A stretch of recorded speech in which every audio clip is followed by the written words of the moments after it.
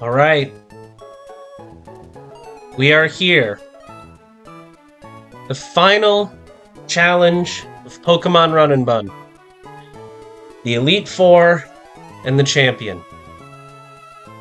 Win or lose. This is the last Run and Bun video I will ever make. This is the last time I will ever play this game. If we win, we win. If we lose, as much as it would drive me crazy to get this close and then lose, I cannot spend another year and a half of my life dedicating all my free time to this game. There are other things I want to do with my free time that I've had to put on hold for a very long time for this. It's incredible that I am standing here right now. When I started playing Run and Bun on a whim. When I started playing Run and Bun, P-Chow had not yet finished his run, and I was watching Run and Bun videos, and I was like, you know what? I like math. I like problem solving. This looks like something that it could be fun to just do on the side in my free time for a little bit, and, see how far I can get before I lose. Never thought I would make it all the way through the game. I thought for sure that this run would end at Flannery if we even got to Flannery. So then the fact that we're just here in the Elite Four, I can't believe it. I know that this run is not going to be acknowledged by the Run and Bun by the Run and Bun and the Nuzlocke community. I am like 99% certain that this run will not be recognized as legitimate if we beat the Elite Four.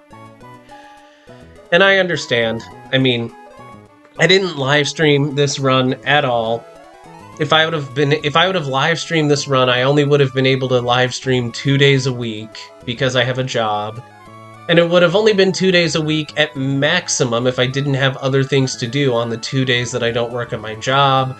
And it would have probably taken 3 or 4 years to get through this game, only being able to play it twice a week. So, and then even if the community was willing to overlook the fact that I haven't live streamed this run at all, from the start of the game until Hell Room and Magma Hideout with the permanent Magma Storm, I only uploaded videos of me battling gym leaders or rivals or admins or leaders of Team Aqua and Team Magma. So even if the community was willing to overlook the fact that this run hasn't been live streamed, the entire first half of the run, essentially, there's basically no data, there's no proof that this has been legitimate. And as unfair as I may want to say that is, as much as it sucks, I understand it. It would just really be nice to get recognition for this run. Especially with how much we've had to go through to get this far. I was looking through the Run and Bun Hall of Fame spreadsheet before I booted up the game today to, get inspired. One of the runners, I don't remember who it was, I think they were the 51st person to beat the game, they were Canadian. The note about their run, the thing about their run that sticks out was something like, they had 10 deaths after Flannery, and they refused to reset, and they were so tenacious. I had 14 deaths after beating Flannery. I'm thinking about P-Chow in his run when he beat Run and Bun. I remember he left Magma Hideout and he had 19 deaths after Magma Hideout was talking about how his box was so thin and how the run was probably doomed and he didn't know how much further he could go with how few Pokemon he had. He had 19 deaths at the end of Magma Hideout. I have 29 deaths when I left Magma Hideout. So on the off chance that this run gets recognition, I want to be remembered as the person who really should have not made it this far but somehow did. Before entering the Elite Four, I think it's only appropriate and it's only fair that we take one last look at every single companion that helped us get to this point in the game. very first Pokemon that deserves a special shout out, our very first death, is Oscar the Finneon. Oscar had Hidden Power Electric. When I got to the Slateport Museum and had to do the back-to-back Aqua Grunt fights before you even are able to challenge the first gym, I had nothing that was able to take down the second Aqua Grunt's Skrelp.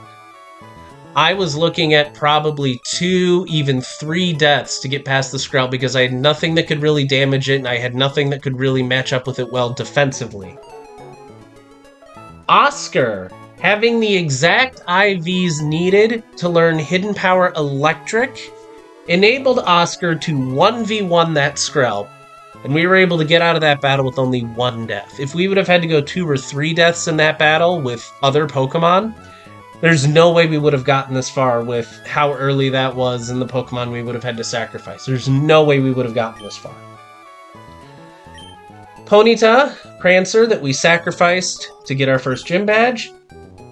Suction's death is actually kind of interesting. The double battle between Vernon Turf Town and Mauville, the one where the one trainer's got a Pokemon that clicks Discharge over and over and has a magnet, and then all the other Pokemon are either Lightning Rod or Ground types. That's the battle we lost Suction on. And it was completely my fault. At that early point in the game, I still was not fully up to snuff on how the AI works, especially how double battles work and the nuances of double battles. This is definitely a death that would have been avoided if my knowledge of the game and how good I am at it now is where I was when I started. This is 100% a death that would have been avoided.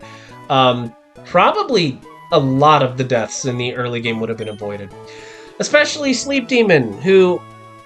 God, that is so embarrassing, and I even put that one on video, that I just sacrificed it to Cycling Road Rival when I literally could have just switched it out and then saved it. Mr. Puff, Pinky, and Kitten sacrificed them to Norman.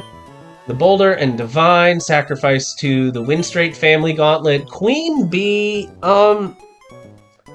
if I remember correctly, Queen Bee was sacrificed the battle before Admin Tabitha on Mount Chimney.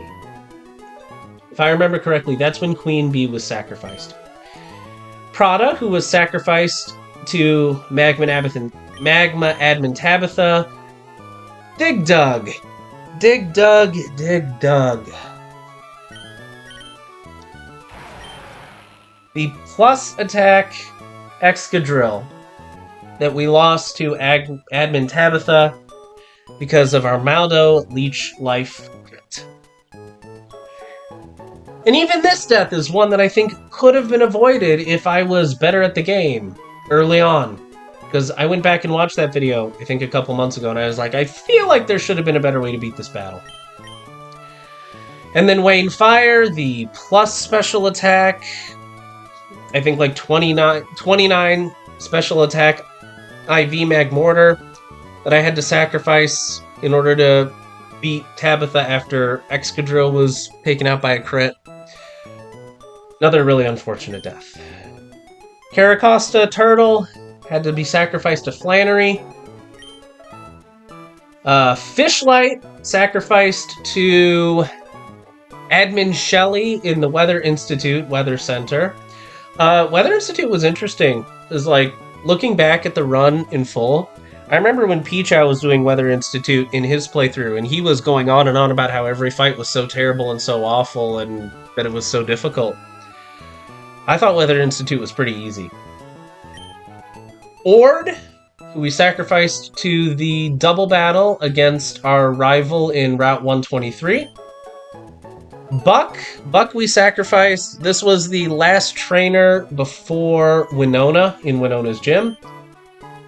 Jaws and Joust we sacrificed to Winona, and those were 2 really big losses, especially Jaws, because I didn't have a ghost type in my box from the time we lost Jaws until we caught Dragapult. So we were without a ghost type for a very long time. Really came back to bite us on Tate and Liza. Definitely would have been able to keep Jaws alive if I had played better in the early game. Bubble Buddy, we lost to Lilycove Rival Fight. Joker and Eric, we lost to Mount Pyre Tag Battle.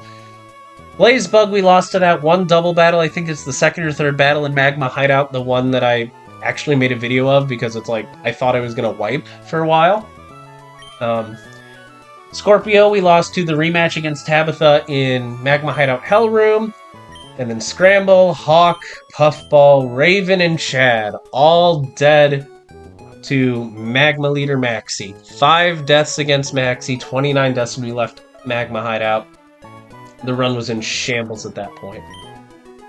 Astrid was sacrificed to Aqua Admin Matt, the last battle in Aqua Hideout. Barraskewda, Coyote, and Tortoise were sacrificed the second to last, the last battle before, and Tate and Liza, Barracuda was 2 battles before Tate and Liza, Coyote was the battle before Tate and Liza, Tortoise was Tate and Liza. Pascal, we sacrificed on the double battle in Space Center where we team up with Steven.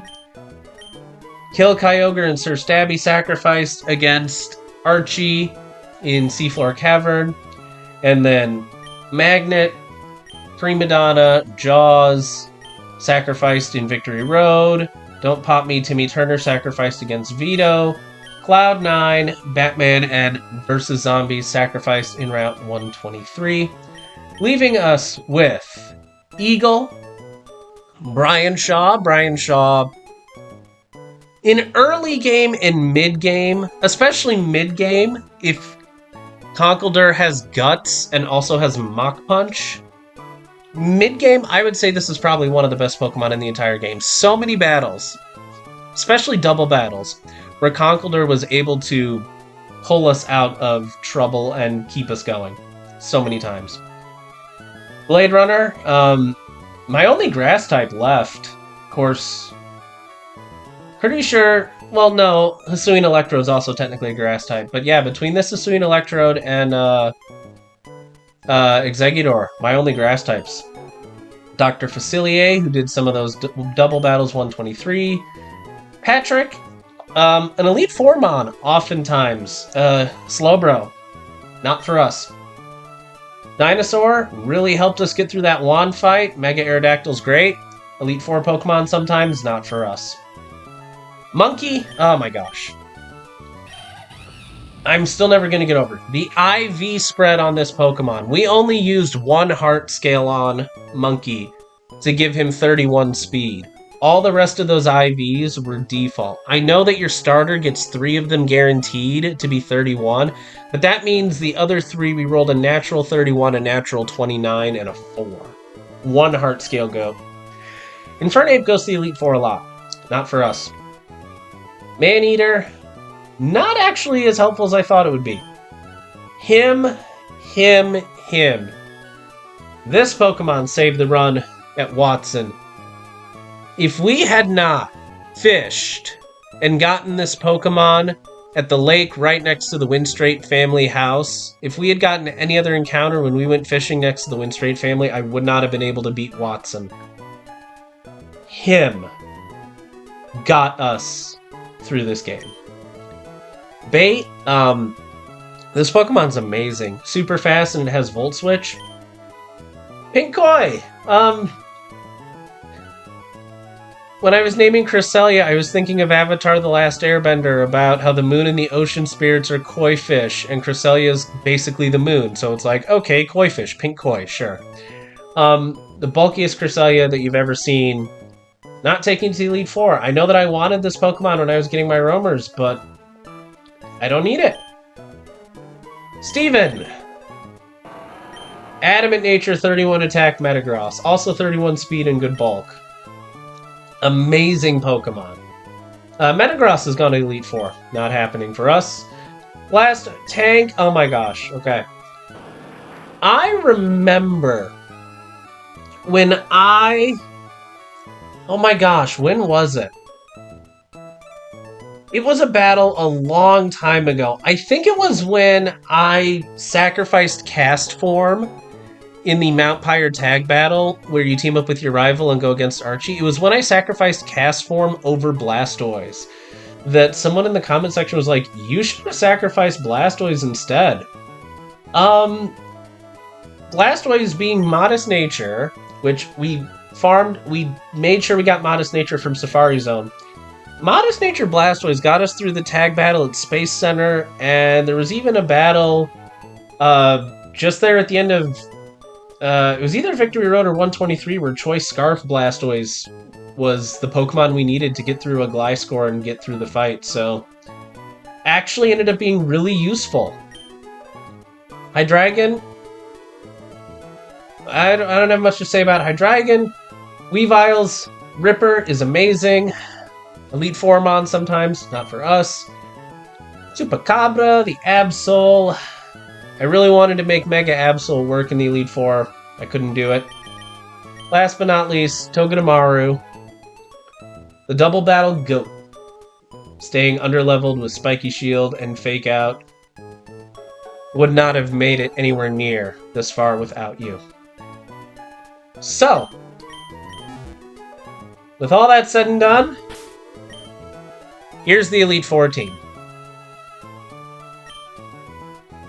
I feel like it's really standard. When I sat down to calculate the Elite Four, I looked at my box and I wrote down these 6 Pokemon and said to myself, let's see if we can figure out a way to beat the Elite Four and Wallace with these 6 Pokemon. And I found it. I didn't even look at any other Pokemon or any other possible combinations. This was just the first combination I thought of, and it works. So, pretty standard, straightforward Pokemon team for the Elite Four. I don't think there's really anything special here. It's just the way that we're going to make it work. I think we might do some things that might not have been done before or might be interesting. Alright. So, with all that out of the way, here we go.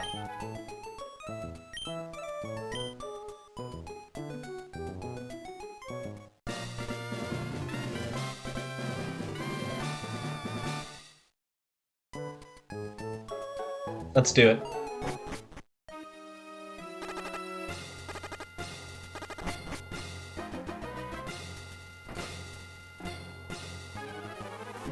All right. Elite Four Sidney.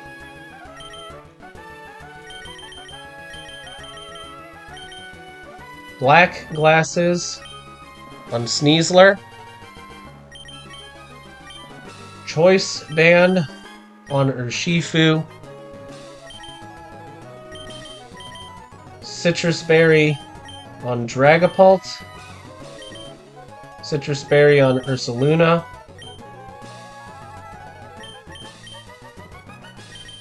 Plumberry on Thundurus. Heal Golisopod to full HP.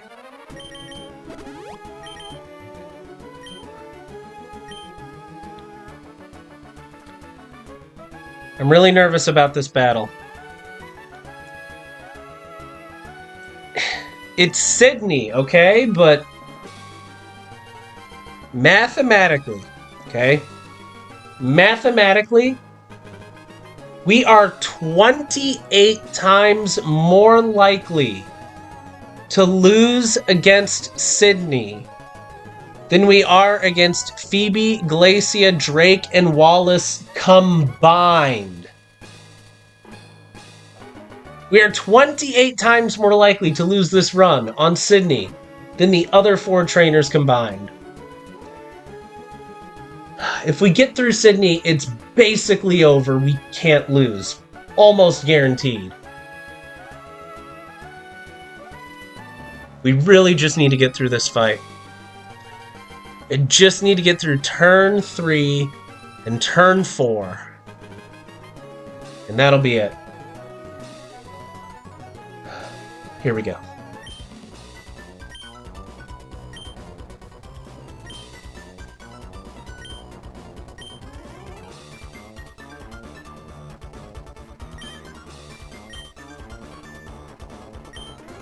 We are doing Sidney as a double battle. Here we go.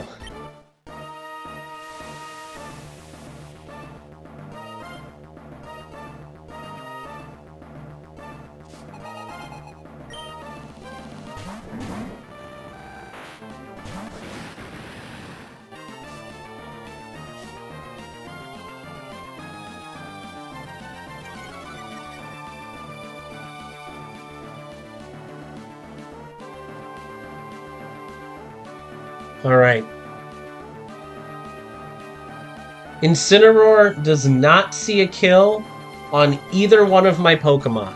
Just barely, by the way. Maximum roll of Flare Blitz is 96% damage on Sneasler because Sneasler is minus defense nature. If Sneasler had lower IVs, Incineroar would see a kill on Sneasler with Flare Blitz.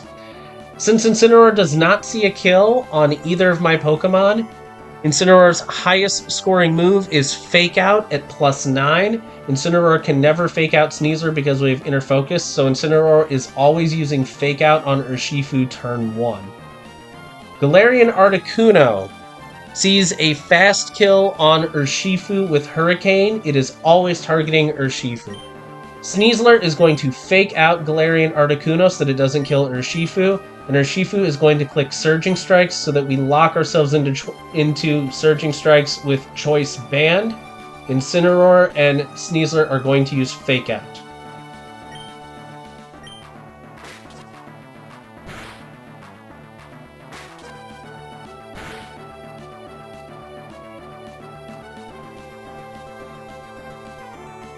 Urshifu was pre-damaged to 182 HP when this battle started.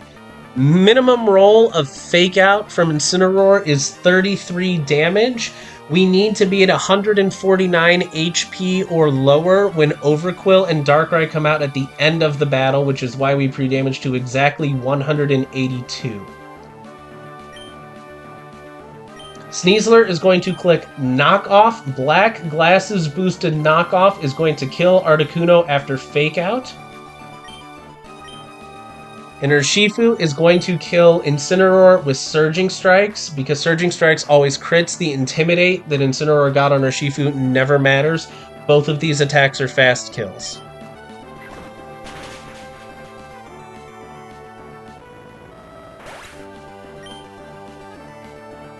There's the Articuno.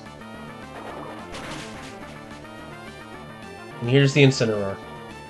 Incineroar has Ayapapa Berry. We went Choice Band on Urshifu because minimum roll of Surging Strikes with Choice Band is 152% damage, guaranteeing that even if Incineroar's Ayapapa Berry were to activate, we always get the kill. That's the reason that we didn't go Mystic Water or Water Gem or anything else. We had to guarantee that we would kill Incineroar this turn, and with the Ayapapa Berry, we needed to do more than 150% damage with Surging Strikes.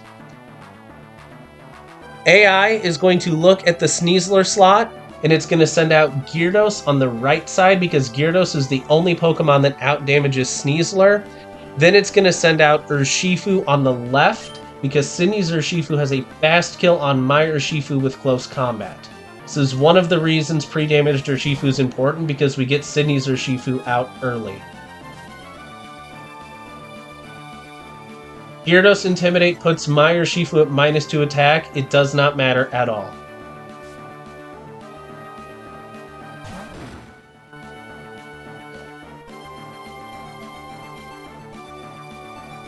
Gyarados does not see any kills on Sneasler. Gyarados sees a guaranteed slow kill on Urshifu with Power Whip. So Gyarados is always going to use Power Whip on my Urshifu. Sidney's Urshifu has a fast kill on my Urshifu with Close Combat. Sneasler is going to use Close Combat on Sidney's Urshifu. This is going to bring Sidney's Urshifu down to its Focus Sash. My Urshifu is going to switch for Golisopod. Golisopod is at full health. Maximum roll Close Combat crit from Sidney's Urshifu can never activate Emergency Exit. It can't do enough damage. Minimum roll of Close Combat non-crit plus minimum roll of Power Whip non-crit will always activate Emergency Exit. They cannot kill even with double crit. Now, Power Whip is 90% accurate. If Gyarados misses Power Whip, I honestly don't think we can win this battle. This is the first of the 2 risks we are taking on Sidney. Gyarados cannot miss this Power Whip.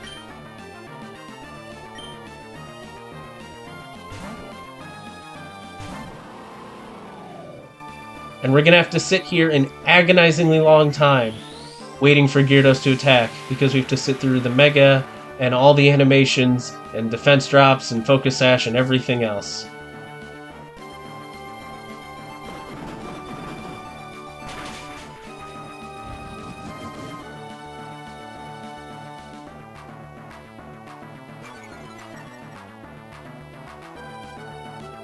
This is torture.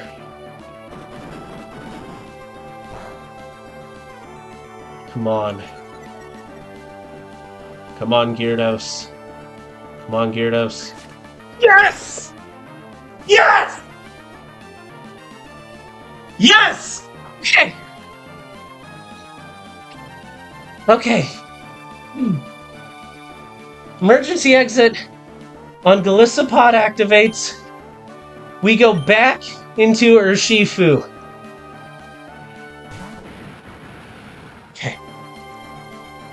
Okay. Turn number 4. Sneasler. Fast kills Gyarados, Mega Gyarados, with close combat. My Urshifu is going to kill Sidney's Urshifu with Aqua Jet. This is the reason that we close combated Urshifu last turn, to bring it down to its Focus Sash. This is going to be another double kill. Minimum roll of close combat from Sneasler is 330. Mega Gyarados has 331 HP. If this close combat is a 1 in 16 low roll and doesn't 1 in 16 crit, so basically 15 out of 256. If this close combat from Sneasler does not kill Gyarados, we lose, because Gyarados will always kill Urshifu. If we kill Gyarados, we are less than 1 in 200 to lose our run on the last 4 battles combined.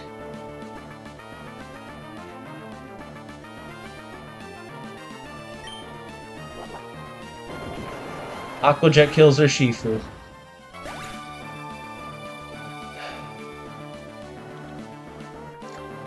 We had to go Black Glasses on Sneasler for Fake Out plus Knockoff to kill Galarian Articuno, so we could not put a damage boosting item on Sneasler to increase the power of this close combat. If we had gone Muscle Band to boost close combat to kill this Gyarados, Fake Out plus Knockoff was not going to be strong enough to kill. Had we gone Life Orb, Sneasler, after the 1 and 2 defense drops and special defense drops from close combat, would start baiting kills from Sidney's Pokemon, and there'd be killing attacks from both Pokemon into both slots, and it was impossible to try to figure out what was going to happen and predict what Sidney would do. This was the only way through. We have to risk this.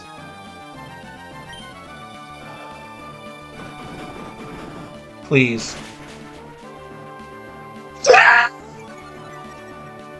Yes!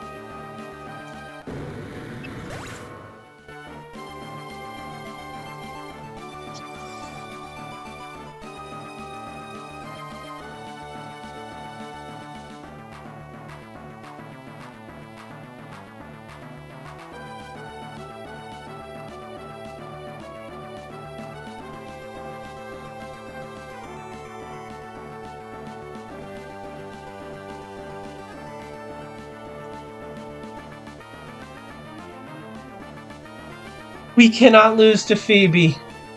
We cannot lose to Glacia. We are 1 in 320 to lose against Drake. And we are about 1 in 326 to lose against Wallace, since Power Whip did not miss and close combat killed. Last two Pokemon are Darkrai and Overquill.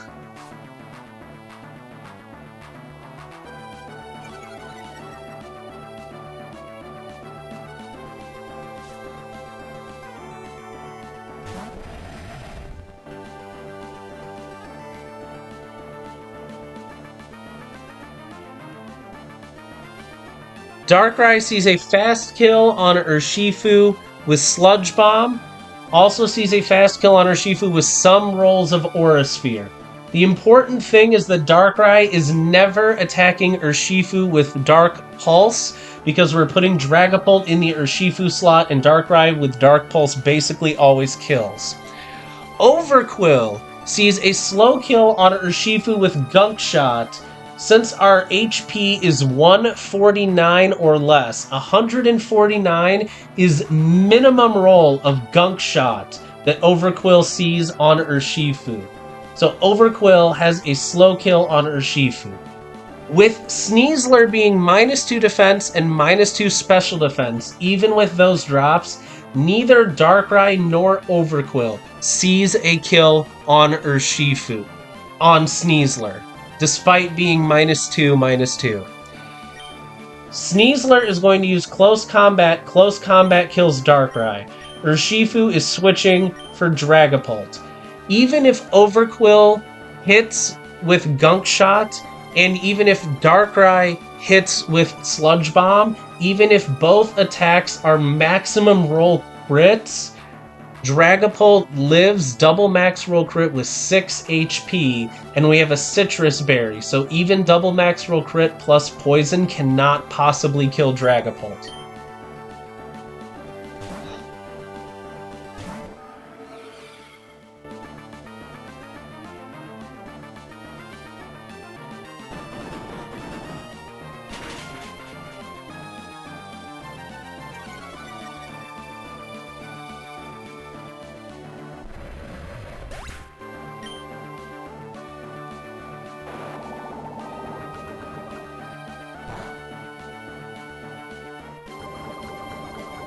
Poison doesn't matter. Finally, Sneasler uses Close Combat. Dragapult uses Dragon Darts.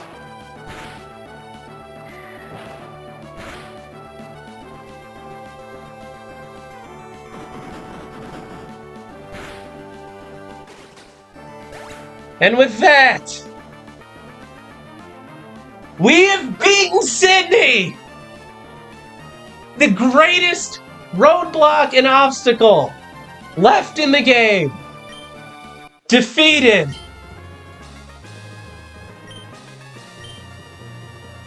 Oh my god.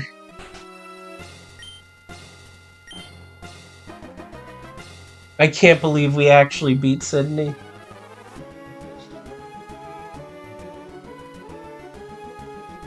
Oh my god, when that Close Combat killed Gyarados, I thought I was gonna... Okay. Okay. We need to lock back in. The chances of us losing are very, very low, but it's still possible, especially if we make a mistake. So we need to lock back in and focus.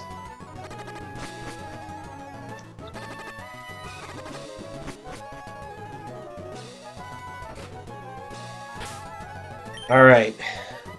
Phoebe. Thundurus first. Urshifu second. Sneasler. Dragapult. Ursaluna. Golisopod. Thundurus has a Lumberry. Urshifu needs a Citrus Berry. And to be healed back to full health.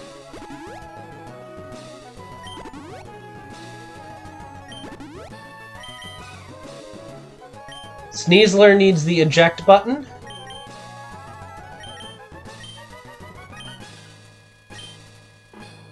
Eject button, not eject pack. Okay, eject button. Dragapult needs the choice band. Dragapult also needs to be healed back to full health.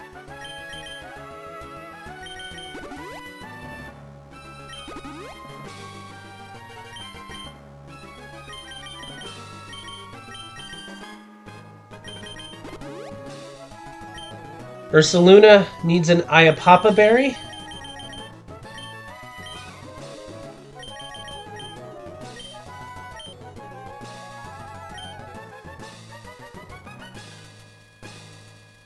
And Golisopod needs to be healed to full health.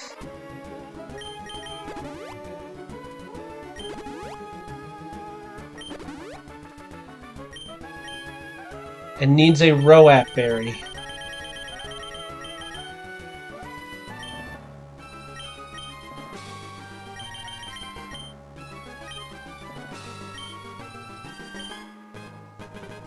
Alright. Let's do it.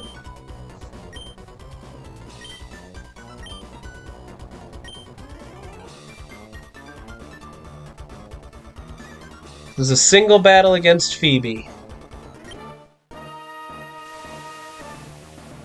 Here we go.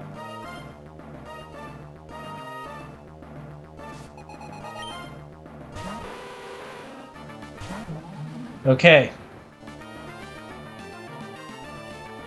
Phoebe leads with this Crobat. This Crobat has Super Fang, Flying Gem, Acrobatics, Hypnosis, and I don't remember its fourth move. It doesn't matter, it can never click it.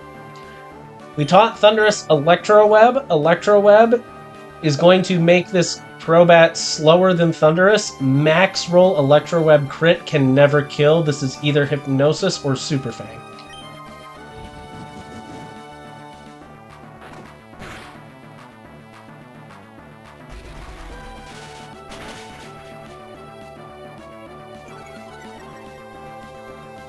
Now that we're faster than Crobat, we use Volt Switch and we kill.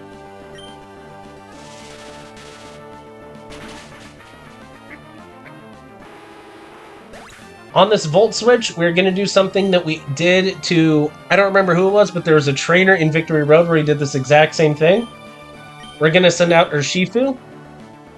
And Urshifu is going to bait Fast Kill Grass Knot from Hisuian Zoroark.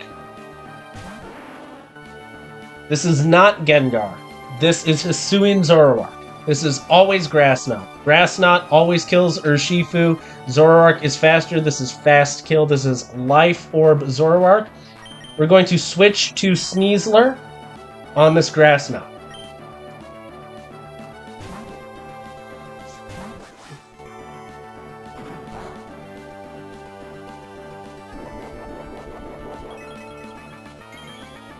On the eject button, we're going to bring out the MVP of this battle, Choice Band Dragapult. And our Dragapult is still minus attack nature. Because of how inefficiently I used Heart Scales earlier in the game, we did not have enough to change Dragapult's nature. So all of the things we're going to do with Dragapult in this Elite Four, keep in mind, this is still a minus attack nature Dragapult.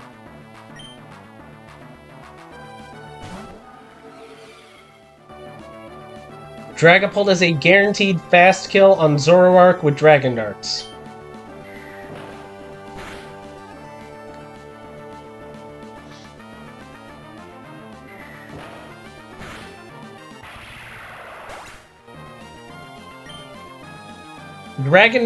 Dragapult fast kills all of Phoebe's Pokemon except for Lunala. This Lunala is by far the single toughest Pokemon to beat on this team in a vacuum.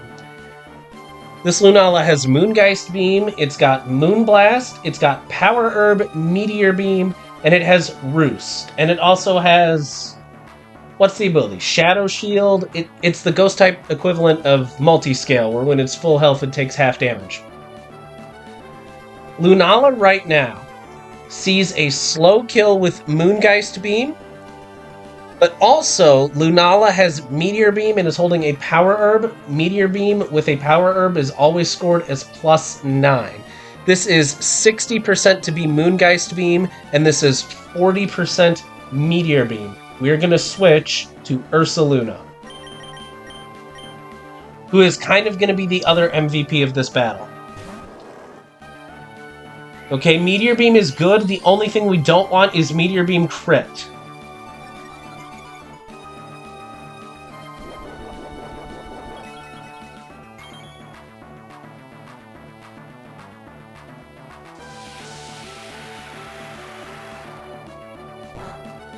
Excellent.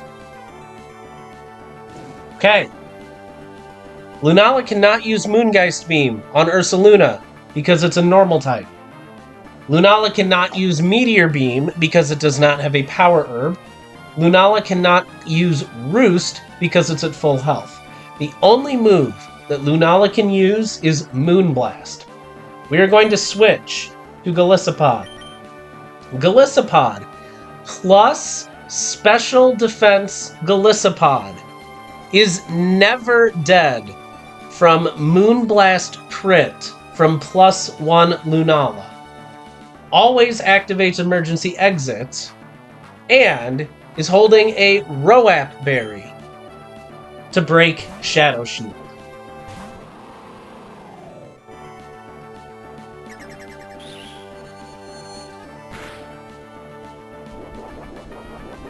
This play would not be possible if Golisopod was not plus special defense nature, because max roll crit from +1 Moonblast leaves Golisopod with 7 HP. This is only possible because my Golisopod is plus special defense. Now that Shadow Shield is broken, we switch back to Dragapult.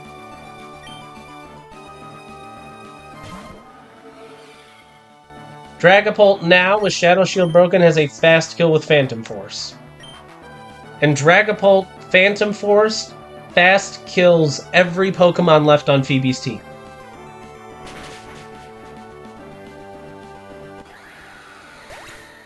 This is now party order. Next is Gothitelle. And we kill with Phantom Force.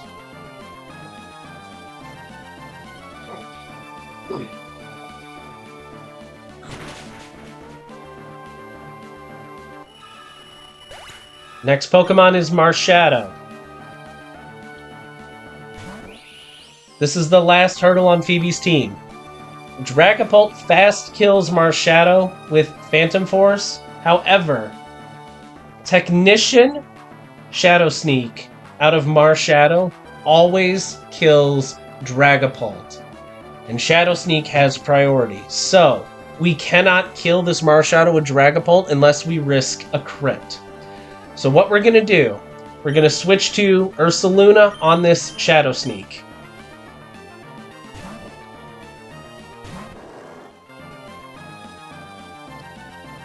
Now Marshadow sees a fast kill on Ursaluna with close combat.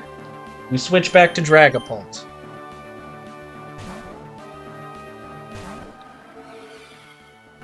Close combat number 1. We have to do this 8 times until Marshadow is out of close combat PP.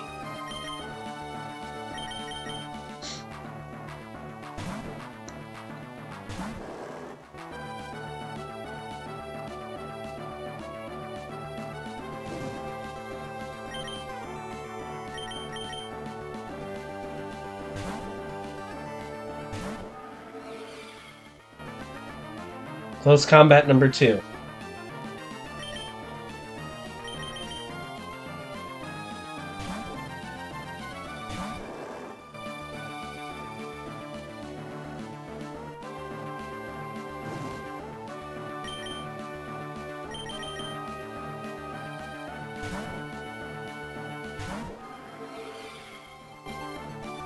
Close combat number 3.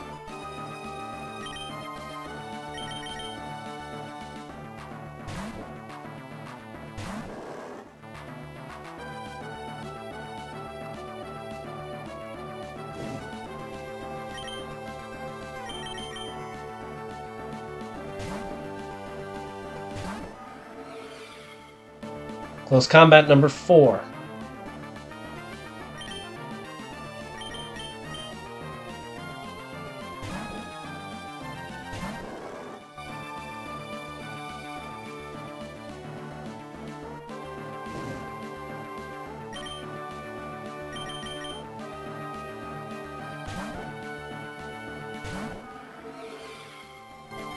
Close combat number 5.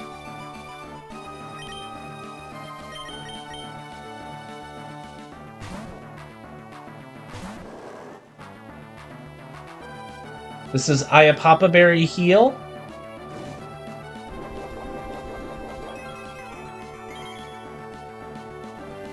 I think this is the only Iapapa Berry we use the entire playthrough.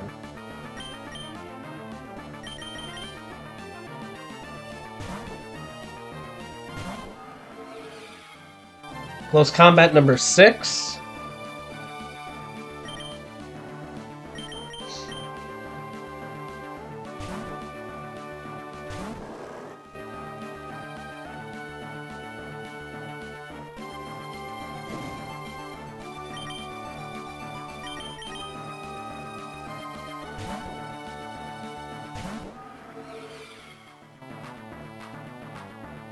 Close combat number 7.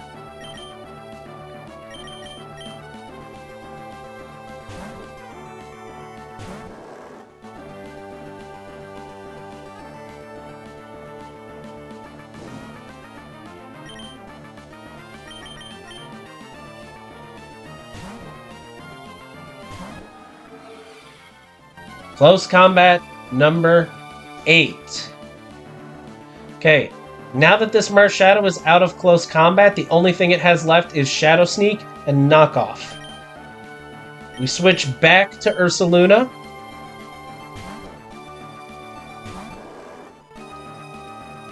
And Ursaluna kills Marshadow with Play Rough.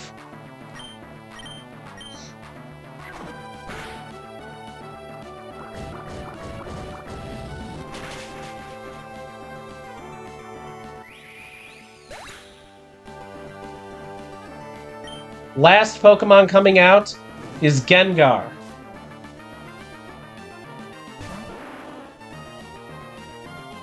Gengar is never using Shadow Ball on this turn, and because it has a fast kill with Focus Blast, it is never going to use Destiny Bond. We switch out and send in Dragapult. Mega Gengar can never kill Dragapult without Shadow Ball.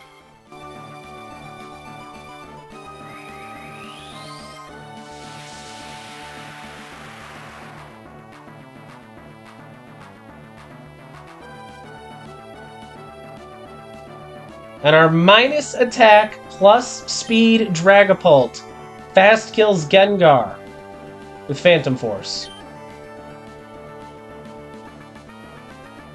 And Gengar can't use Destiny Bond because it slow kills with Shadow Ball. And that's Phoebe. And that was Elite Four Phoebe.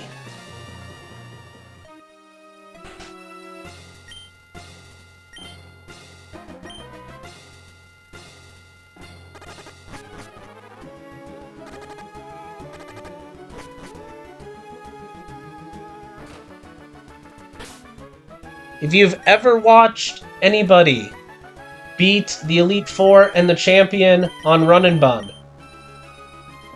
and you see that I have an Ursaluna, you know exactly what is going to happen in this upcoming battle.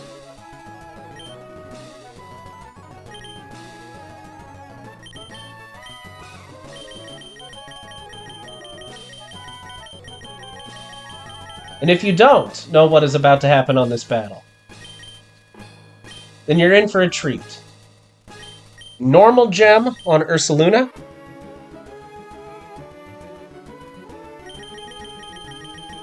Black Belt on Sneasler. We need to Lepa Berry Sneasler's Close Combat PP.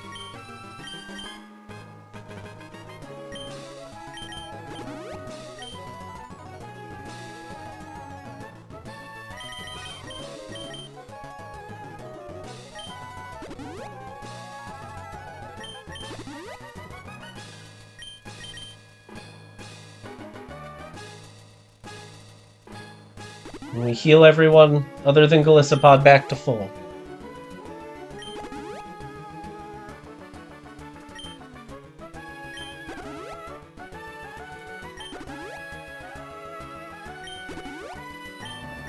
And the last thing we do We use the Earthquake TM from Victory Road to teach Ursaluna Earthquake. We overrode Earthquake to give Ice Punch, because we needed Play Rough to kill Marshadow. And now that we no longer need Play Rough, we get rid of Play Rough for Earthquake.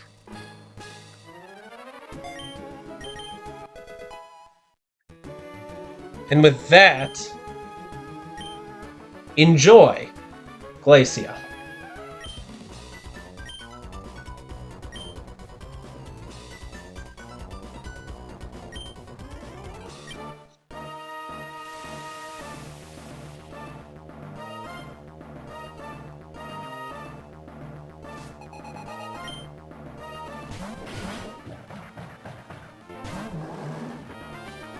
Alright, this Magearna has Trick Room. This double battle against Glacia is designed to be a Trick Room battle. Glacia's Pokemon are all really slow, and they all hit really hard. I think the only Pokemon she has that is decently fast is Kyurem, and I'm pretty sure that it's holding Room Service to slow it down. Thundurus is going to use Volt Switch to take away Crabominable's Focus Sash, and Ursaluna is going to click Earthquake. Because here's the thing. If Trick Room goes up, this battle is brutally difficult. But if Trick Room never goes up, this battle's free. Earthquake deletes the entire field.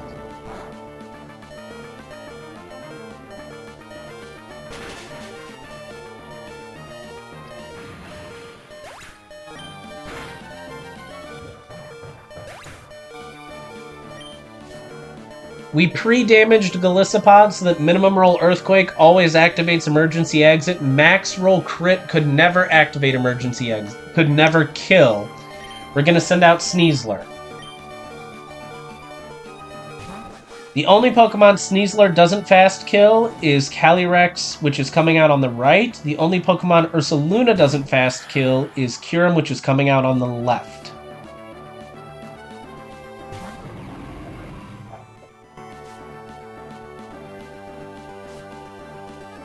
Kyurem came out on the left because it's the only Pokemon that Ursaluna does not outspeed in one-shot, but Sneasler outspeeds in one-shots it.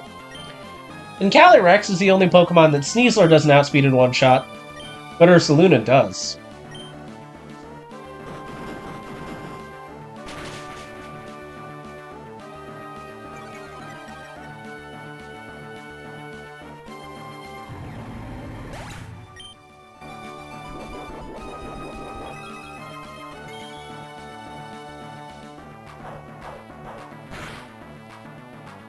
Oh, that kill is so satisfying! Being able to one-shot Calyrex Ice Rider with how bulky that Pokemon is so satisfying. Okay, so there are... I don't know the actual number, but I would imagine the number of Pokemon in Run and Bun that can one-shot Calyrex Ice Rider is very, very small.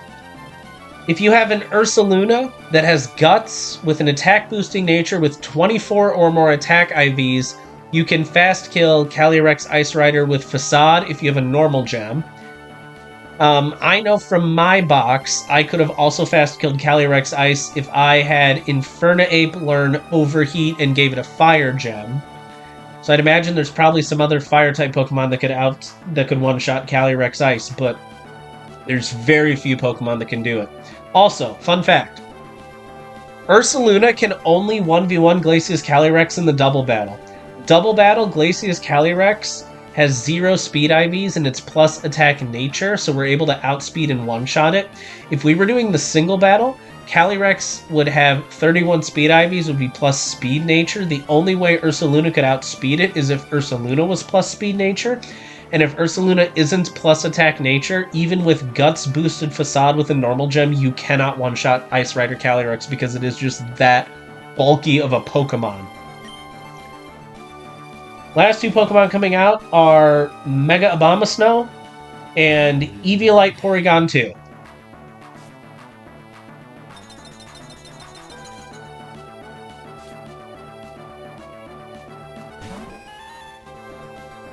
Black Belt boosted close combat from Sneasler. Always one-shots Porygon 2.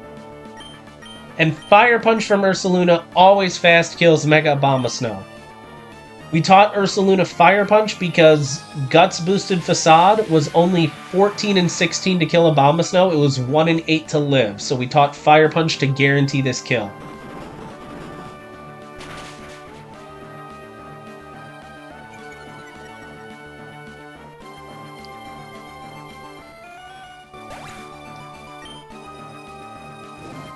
And that, ladies and gentlemen, is Elite Four Glacia Double Battle.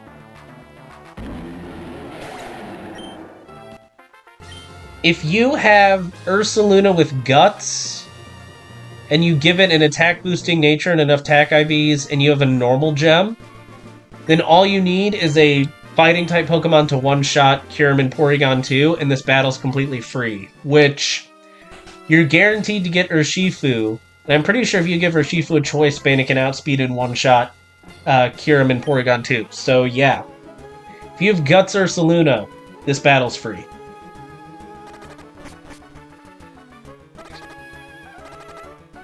That was satisfying. I'm not gonna lie. Okay. That was the free battle. Now we gotta lock back in for Drake. Golisopod? Dragapult? Urshifu? Thundurus? Ursaluna Sneasler.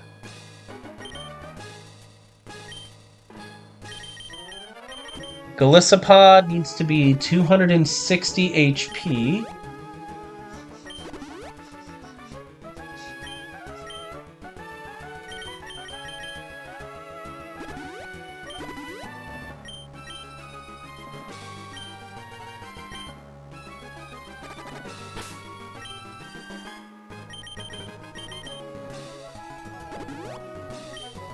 Dragapult still has Choice Band.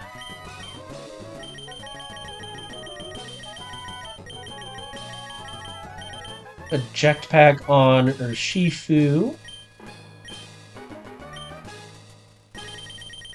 Electric Gem on Thundurus.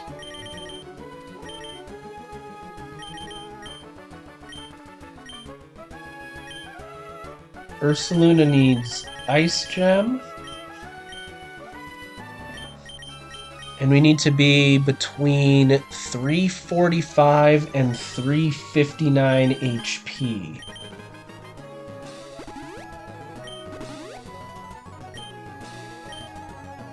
And Sneasler needs Frostberry.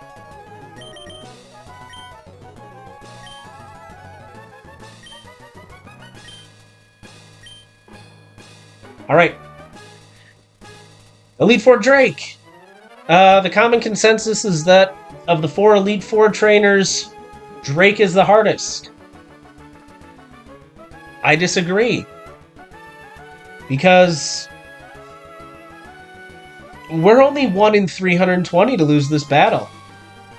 I don't know if it's the 6 Pokemon that I have, the line that I came up with, or my insistence on being a contrarian.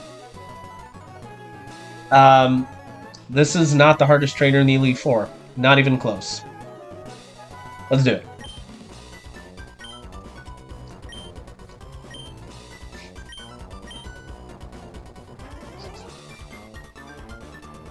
We've done 2 battles, double battles, and 1 single battle. Drake is defaulting to a single battle. Let's do it.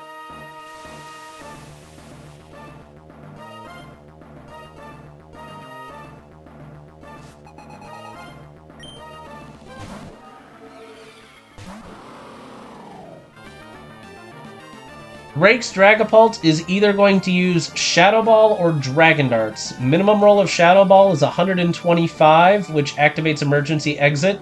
Double max roll crit of Dragon Darts can never kill. We are going to use Sucker Punch, and then we're going to have Emergency Exit get activated. Damage rolls on this attack does not matter because this is the only turn in the battle where we need Golisopod.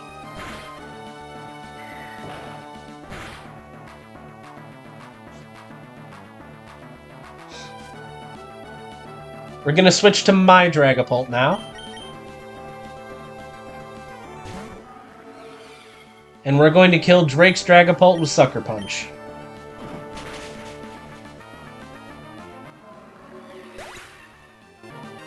This is going to bring out Crawdaunt. Drake's Crawdaunt has a slow kill with Lash Out.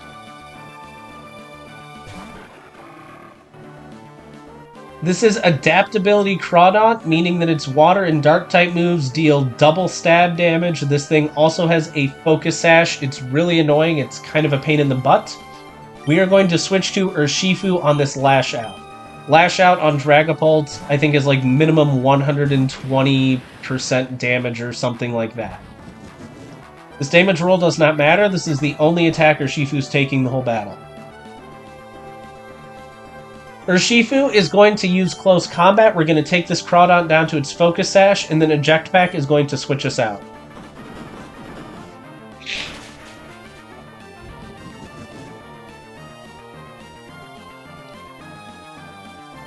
Unfortunately, Urshifu has a fast 2-hit kill on Crawdaunt, so Crawdaunt is never going to use Dragon Dance here. This is always highest damaging move, which is Close Combat. So Thundurus is going to take a Close Combat.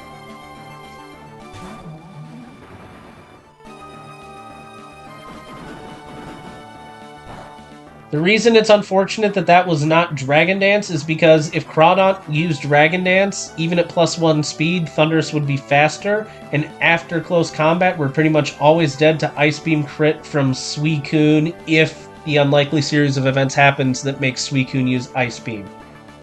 We need to kill this Crawdaunt with a move that switches Thundurus out, but we're holding an Electric Gem that we need for later in the fight. This is the only reason why Thundurus knows both Volt Switch and U-Turn is for this one click right here. We need to kill this Crawdaunt with the Switch Out move, and we cannot use Volt Switch.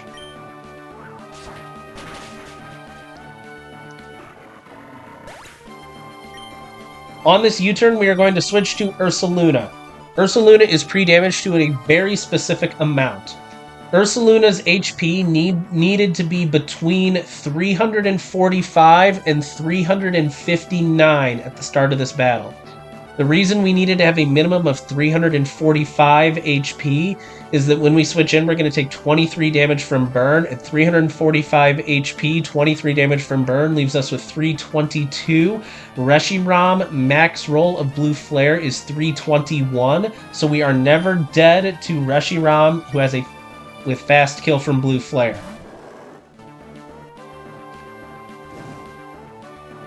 So that's the reason that we needed to have Ursaluna's HP be 345 minimum. The reason that we needed our HP to be 359 maximum is this turn right here. Ursaluna is holding an Ice Gem. The reason that Ursaluna is holding an Ice Gem is because this Zygarde has Coil. If we were not holding an Ice Gem, it's possible that Zygarde could use Coil, and then at +1 defense, it would not die to Ice Punch, and then it would have +1 attack, +1 defense, and it could cause a problem. With Ice Gem, minimum roll of Ice Punch after Coil always kills, so Zygarde can never use Coil. Zygarde cannot use Glare because we are burned, so the only thing Zygarde can do is click 1,000 Arrows, which is highest damaging move. The reason our HP needed to be at maximum 359 is 359 HP minus 23 from Burn, minus 96 from minimum roll of 1,000 Arrows, minus 23 from Burn damage after this, always means that we would be exactly dead to minimum roll of Scald from Suicune, which means that after this turn, when we always get Suicune for a fast kill, it can never use Calm Mind, it would have to use Scald.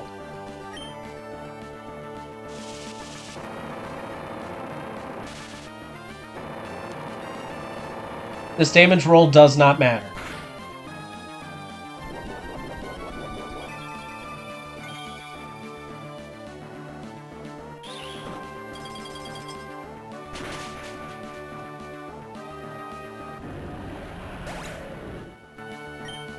Like I said, this is Suicune coming out next.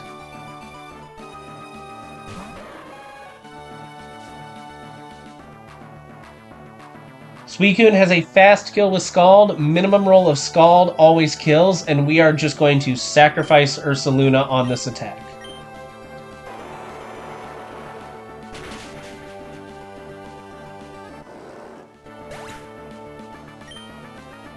And we're going to send out Sneasler.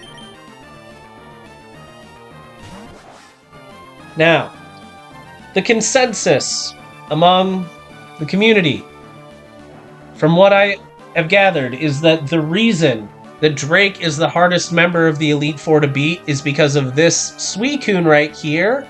Is pretty much almost everyone says that this is one of the hardest Pokemon in the game to deal with. Suicune is insanely bulky. It has leftovers for HP recovery. It has Scald, which is 30% chance to burn. It has Ice Beam, which is a 10% chance to freeze. It has Calm Mind to make itself bulkier and boost its damage. And it also has Substitute. Right now, Suicune is looking at all of its moves. It's looking at Calm Mind. Calm Mind boosts special attack and special defense. So since it boosts both offensive and defensive stats, the AI needs to determine if it is offensive or defensive setup. Since Calm Mind boosts special defense and all of Sneasler's attacks do physical damage, Calm Mind is not considered defensive setup, it's considered offensive setup. Sneasler, max roll of close combat, guarantees to always 2-hit kill Suicune, even with leftovers recovery, and we're faster than Suicune. So since we have a 2-hit kill on Suicune, it can never use offensive setup moves, so Suicune is never going to click Calm Mind. We used a heart scale to teach Sneasler Screech.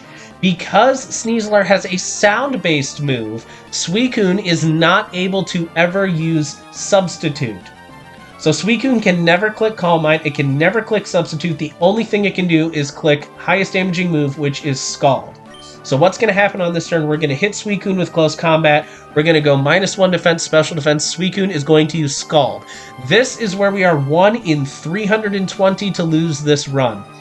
If Scald from Suicune crits, which is 1 in 16, it is 50-50 to be Scald or Ice Beam next turn. And if it is Ice Beam next turn, Ice Beam is 1 in 10 to freeze the incoming Thundurus, and 1 in 16 to crit. So it'd be 1 in 16 Scald crit. Coin flip between Scald Ice Beam is 1 in 32. And then it's 1 in 10 to freeze, which would be 1 in 320, or 1 in 16 to crit, which is 1 in 512. So it's 1 in 320 and 1 in 512 for us to lose, so we're looking at, like, super, super unlikely. It all comes down to whether or not this is Scald crit on Suicune, whether we have to worry about any of that.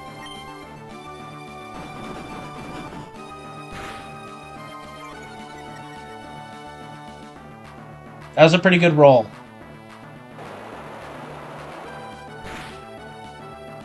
No Scald crit! Woo! Alright. Sneasler is also holding a Rost Berry to prevent burn, because even if we got max roll of that first close combat and Suicune was to burn us, even after max roll close combat, we would not show Suicune a guaranteed fast 2-hit kill with close combat, and Suicune could potentially use Calm Mind on this turn here. Max roll of Ice Beam on Sneasler is 127, or at 131 HP. This is never Ice Beam. We cannot lose. We switch to Thundurus on Scald.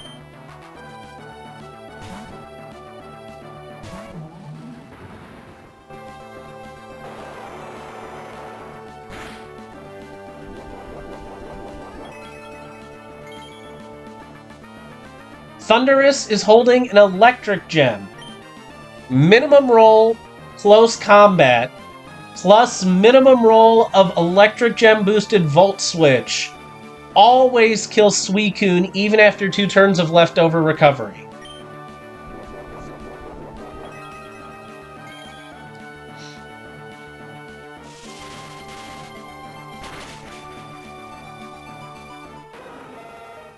Get Out of here, Suicune! Scale Screech on Sneasler. Scale 31 special defense on Sneasler because at 31 special defense, maximum roll non-crit of Scald plus maximum roll non-crit of Ice Beam on Sneasler, never killed. Scale Screech, scale special defense, Suicune, completely not a threat at all unless of super unlucky RNG. And now that we've done all of that, now that we've pivoted through Golisopod and Ursaluna and Thundurus twice and sacrificed Ursaluna, we send out Dragapult and choice banned Dragapult.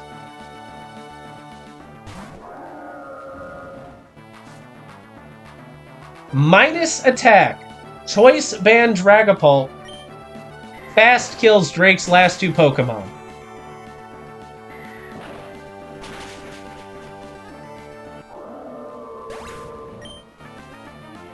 All of that to set up the chain kill.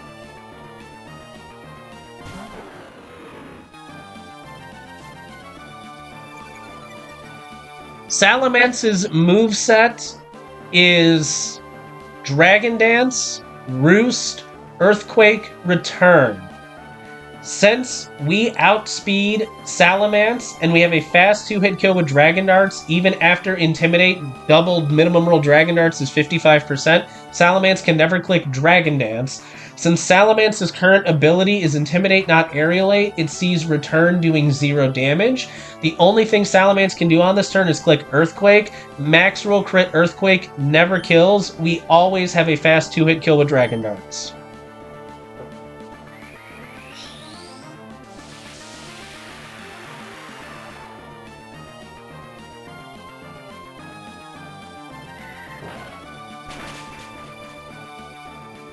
Like I said in the beginning of the battle, Drake is not the hardest member of the Elite Four. His Suicune could only hurt us if it was super, super bad luck. His Reshiram and Mega Salamence completely neutered.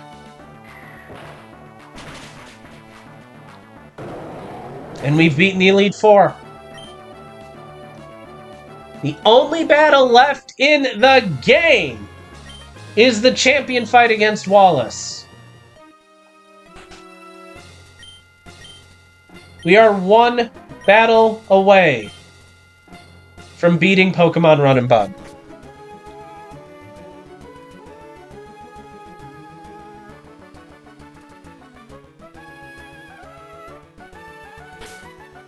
Okay.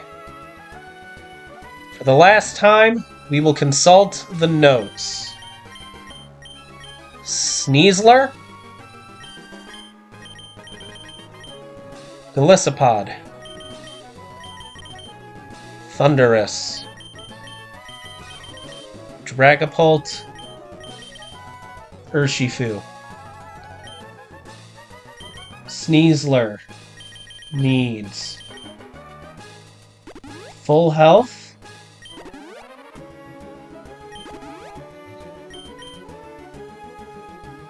Lepaberry Close Combat PP, and Life Orb.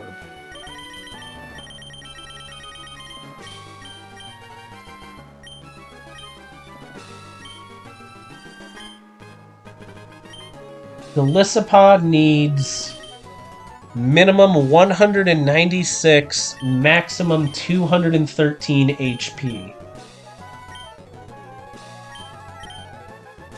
I did not mean to give the Citrus Berry.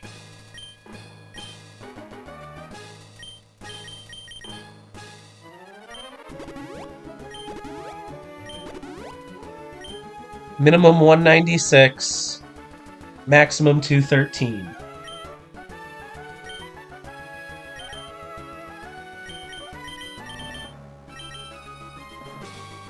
Thundurus just needs to be full health. No item.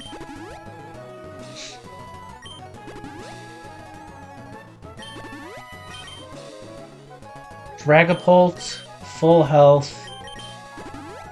And we're still holding the Choice Band. And Urshifu, full health. Mystic Water.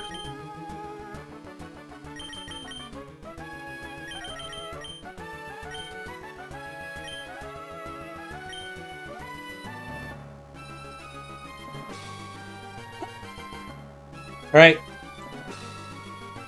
Here we go.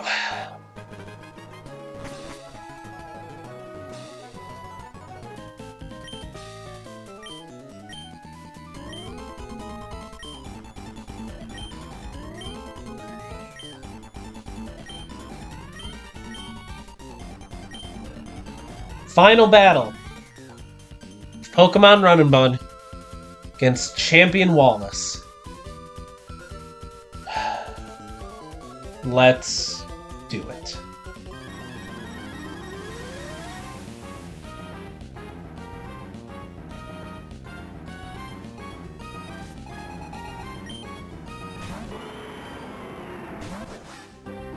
All right. The final battle.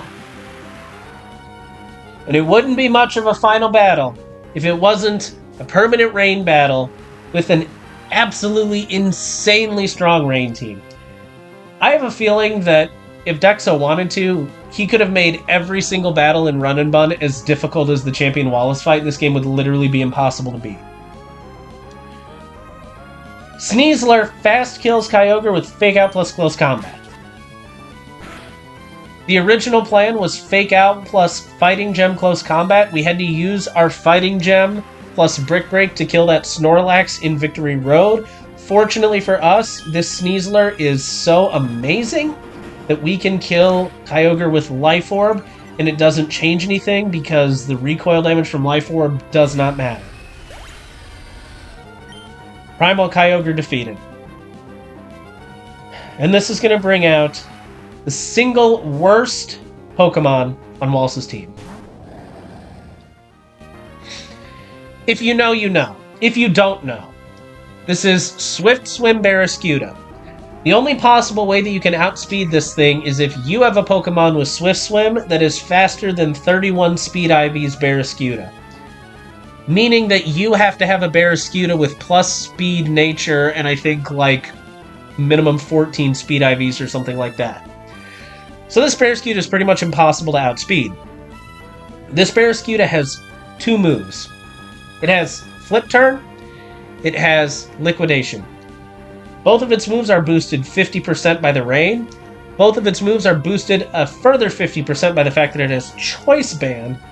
And because it's Adamant Nature, it has, I think it's basically another 10% attack because of plus attack nature. This Barraskewda is... You need to have a way to beat this Barraskewda to beat Wallace, because it outspeeds everything. Half the time it hits the battlefield, it switches out. You cannot beat Wallace if you don't have a way to pin this thing down and kill it. We're going to switch to Golisopod. Golisopod is between 196 and 213 HP. Since we're over 196 HP, we can never die to Liquidation Max Roll Crit. Since we're under 213 HP, minimum roll Flip Turn will always activate Emergency Exit. So Emergency Exit is always going to activate on this turn, and because Emergency Exit prevents moves like Volt Switch U-Turn and Flip Turn from switching the opposing Pokemon out, Barraskewda is going to get trapped in, at least for this turn.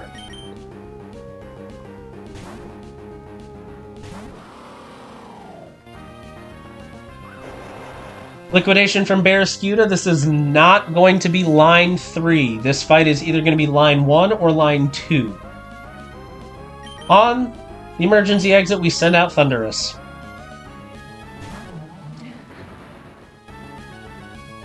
This moment right here is the only reason why Thundurus was the roaming legendary I wanted more than any other. Thundurus has the ability Prankster, and Thundurus has the move Thunder Wave. Thunder Wave has increased priority with Prankster, so we always go first. After Thunder Wave, Barraskewda's speed is divided by 4. At 1/4 speed, Barraskewda is completely harmless to this team. We drop a Thunder Wave. Barraskewda is locked into liquidation. If Barraskewda gets full paralyzed, which is 25%, we can never lose, and we're on line 1. If Barraskewda hits Thundurus with liquidation, we always die. We are on line 2. Since Barraskewda did not click Flip Turn, we can never be on line 3 because line 3 is Flip Turn kills Thundurus. So why is Thundurus nicknamed School Zone? Because when you get to a school zone, you slow the down!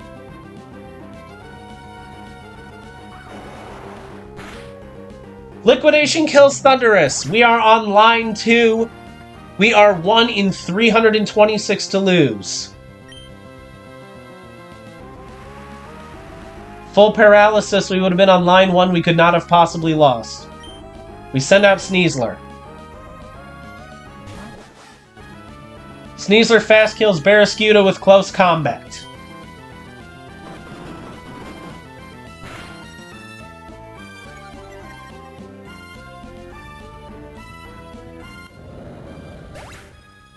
This is Palkia coming out on Sneasler. It sees a slow kill.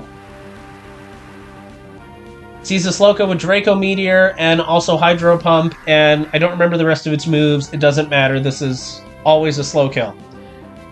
We switch to Golisopod, and we sacrifice Golisopod to Palkia.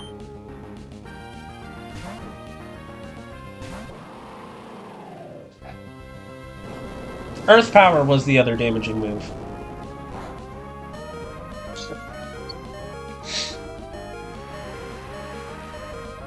Okay, it doesn't matter since we always kill Palkia next turn from full HP, but just for the fun of it, let's use First Impression. Golisopod can go out with a bang. Sucker Punch probably does more damage, but First Impression's more unique, so... See ya, Golisopod.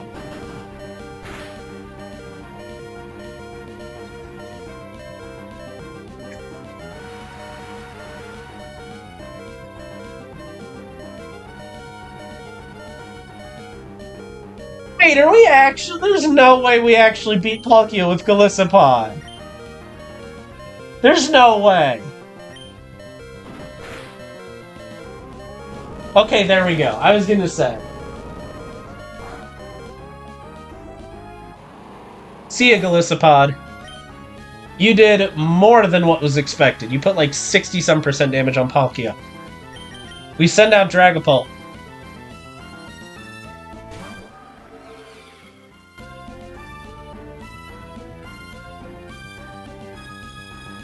Choice Band Dragapult fast kills Palkia.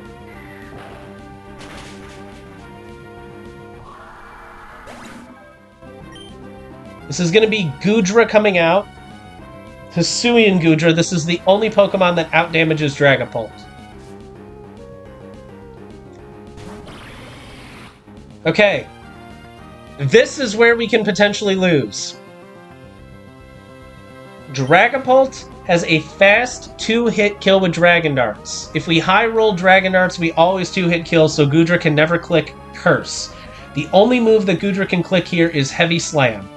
We used a Heart Scale to give Dragapult 31 defense. By increasing its defense from, I think it was 26 to 31, Heavy Slam max roll crit can never kill Dragapult. We click Dragon Darts twice. Each time we click Dragon Darts, Goodra gets hit twice. This is Shell Armor Goodra, so we can never crit. Minimum roll of each of the 4 hits of Dragon Darts is 78. Maximum roll is 93. We need these 4 hits to deal an average of 79 3/4 damage to kill Goodra. I sat down and I did the math by hand. Of the 65,536 possible combinations of damage rolls, for 4 hits of Dragon Darts, each one of them having 16 rolls. Of the 65,536 possible combinations, there are 201 that will not kill Goodra. Goodra is 201 out of 65,536 to survive. Or, for those of you who like smaller numbers, basically 1 in 326. Goodra is 1 in 326 to live double Dragon Darts. If Goodra lives double Dragon Darts, we always lose. If Goodra dies to double Dragon Darts, which is 325 out of 326, we always win.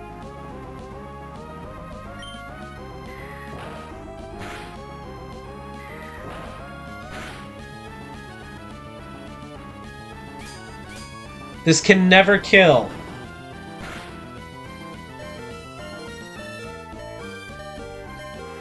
I think we live heavy roll, max roll heavy slam crit by like 2 HP.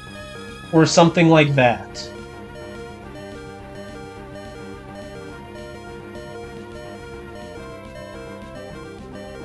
One HP. We actually live max roll with 1 HP. Alright. This is it. Goodra's yellow health bar. That's a good sign. But it's still possible we lose.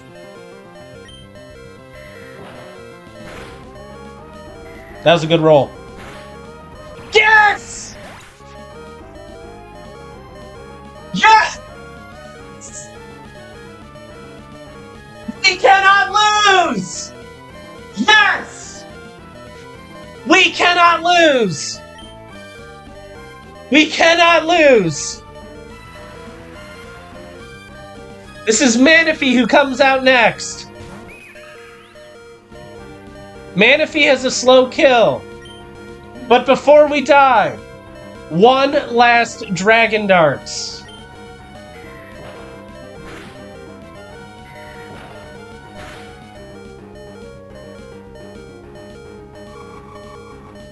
See ya, Dragapult.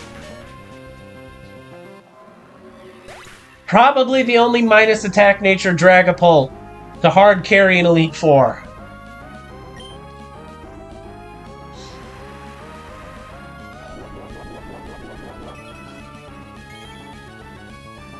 We send out Sneasler.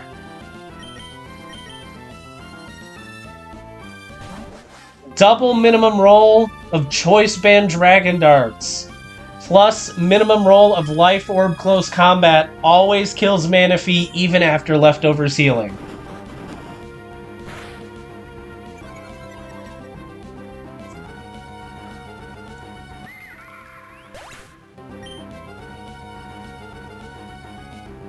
Wallace's last Pokémon is Swampert. Swift Swim Mega Swampert fast kills Sneasler with Earthquake.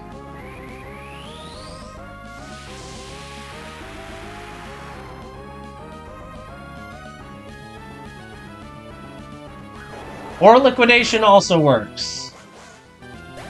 See ya, Sneasler!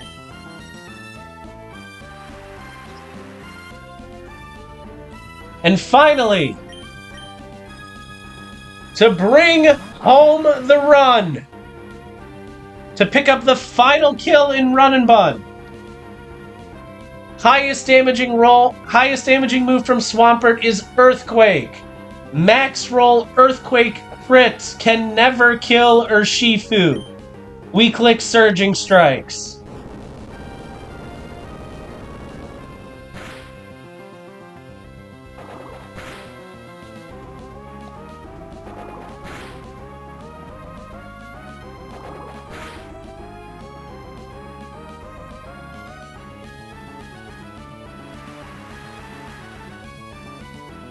And finally, Rain boosted, Mystic Water boosted, Surging Strikes plus Aqua Jet. Always kill Swampert! Yes!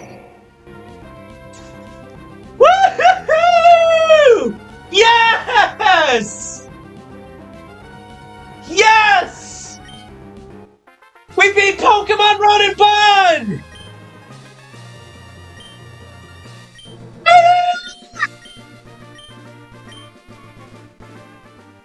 Yes!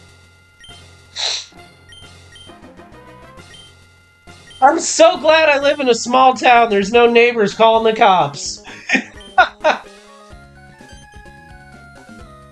Oh, we did it! The last year and a half was worth it. We beat Run and Bun. I can't believe I actually beat this game. Oh my god. I started playing this on a whim. I had only ever Nuzlocked Pokemon Platinum once before I played this.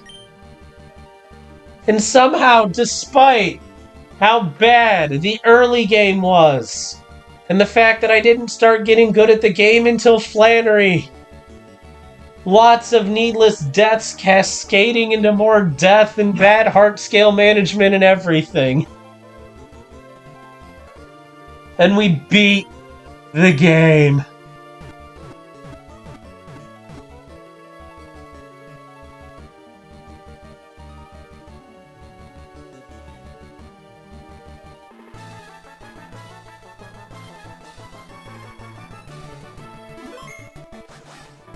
Sneasler,